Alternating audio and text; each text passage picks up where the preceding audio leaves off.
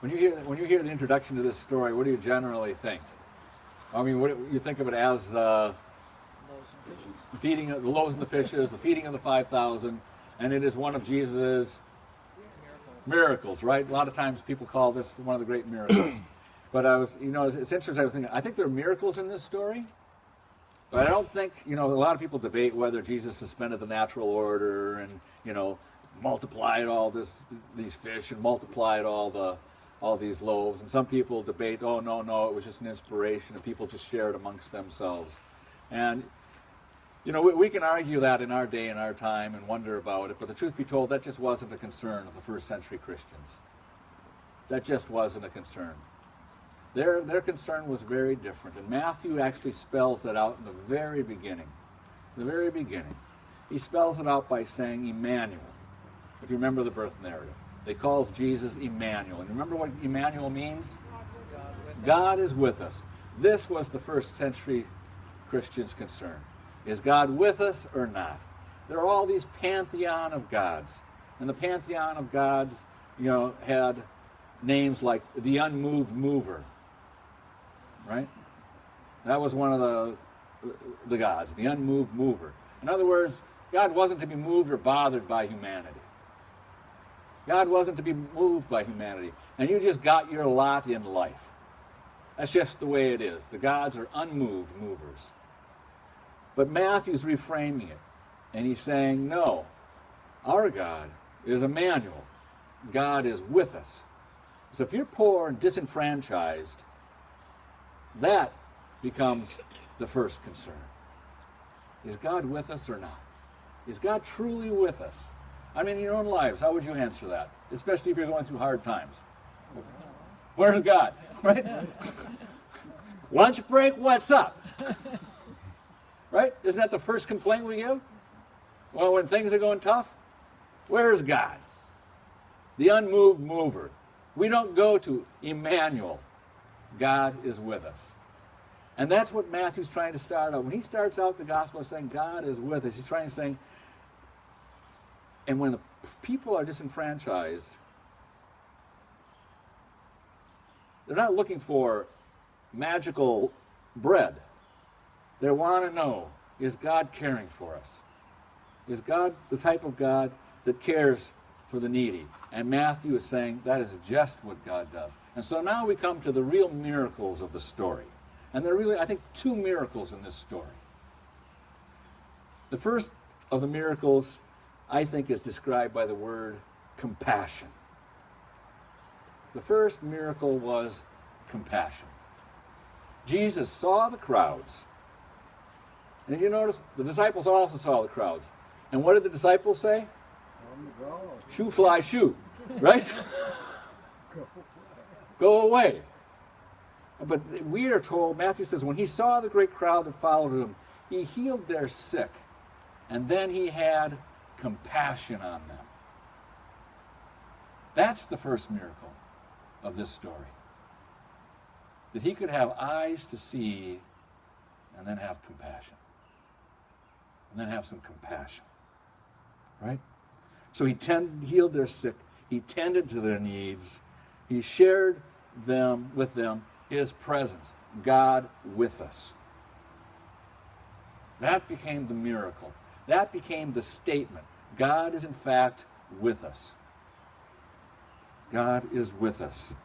And when the evening came, they found themselves without food, and he did what?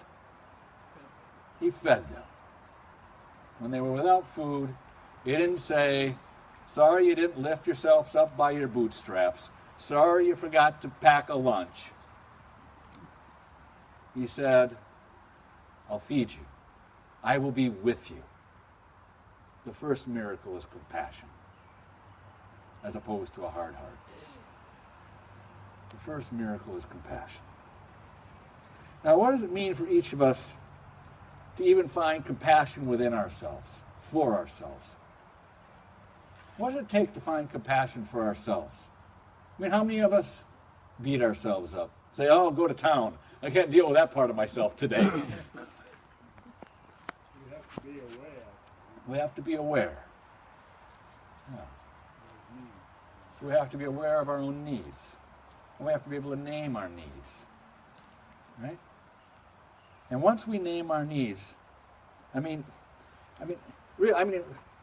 we name our needs, so say, maybe we say we need some special care. Maybe we're wounded within.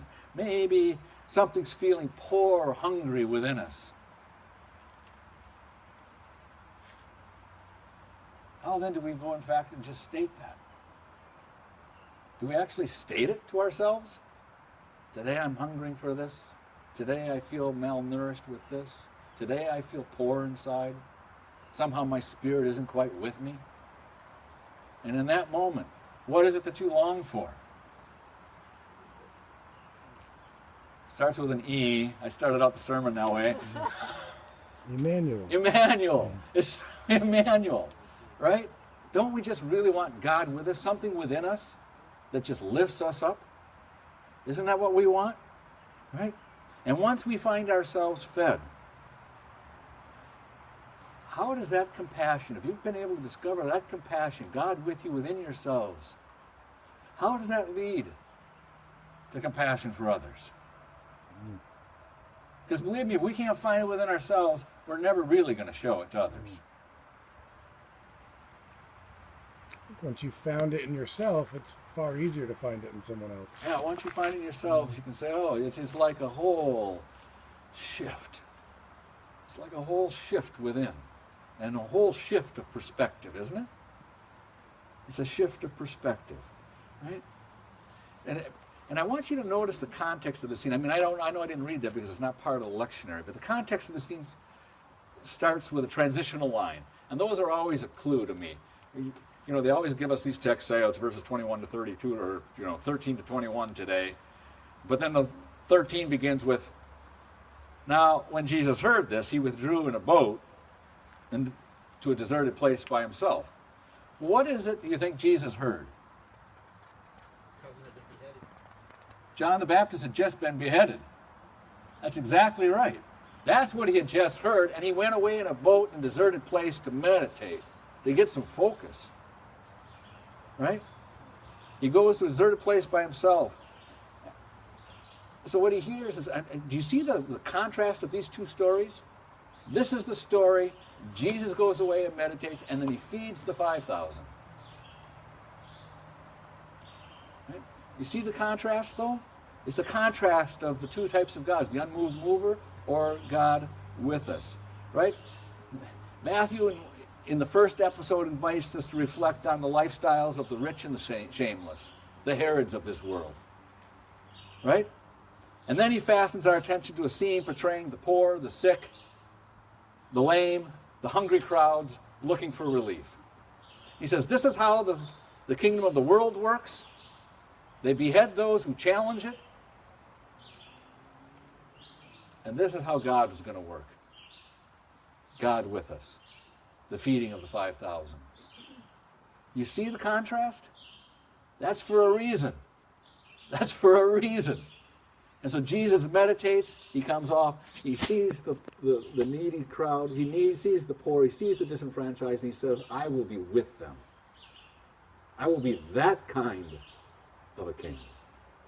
Not a Herod kind of a king that beheads any sense of conflict, that cuts it off. Right? And so when Matthew contrasts these scenes, he's just trying to say to us, this is the kind of God Jesus represents and is. He is not like Herod. He is like this. And we have to ask ourselves, who are we like in our own attitudes? I'm more selfish. I would have said I need downtime. My cousin's been here. I can't deal with people right now until I process this. Of course, Jesus was God, so he didn't need that. Well, Jesus honored a side of that. He did go off to a deserted place for a moment, but he came back out of it, right? He came back out of it. But I mean, is Herod alive with any of us? And how about Jesus? Is God with us, alive in any of us? Absolutely, right? This is why we have confession and forgiveness, right? Because those two tensions are always so alive within us. They're alive within us, right? But Matthew's just trying to point out, this is the kind of God that Jesus represents, that Jesus is. Emmanuel, God with us. God with us. You know, he's just always embodying God's call to feed. Calling, you know.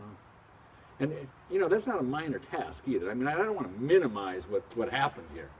It's not a minor task. I mean, hunger was rampant in first century Palestine, Israel. It was rampant.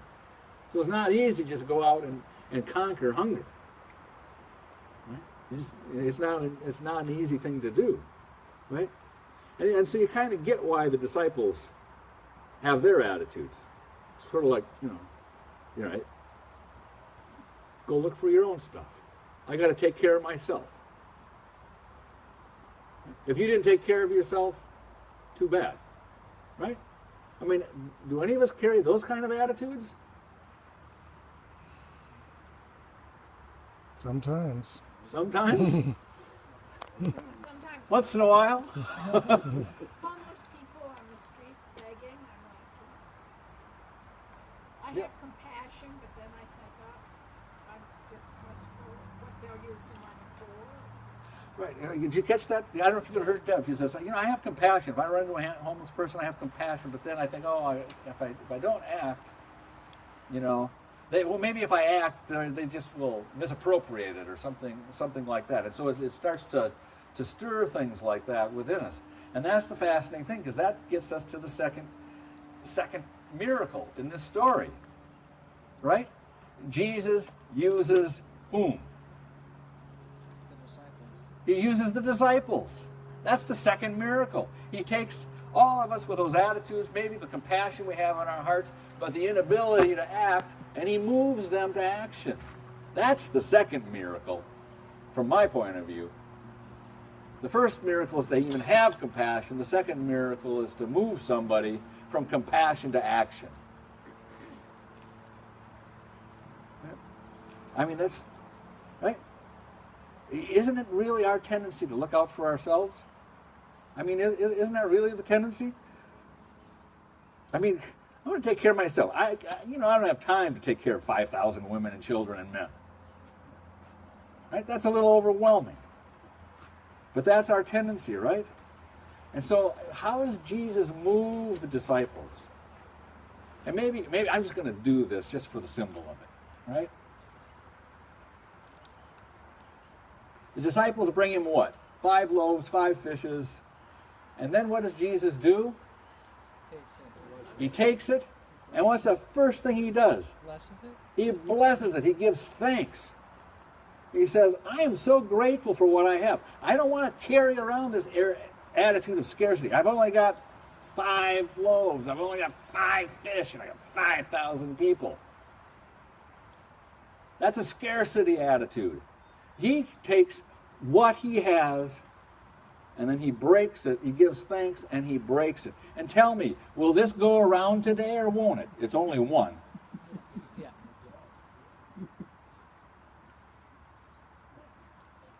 It'll go around, won't it?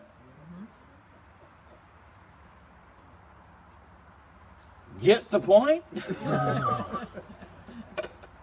It's a question of scarcity or generosity.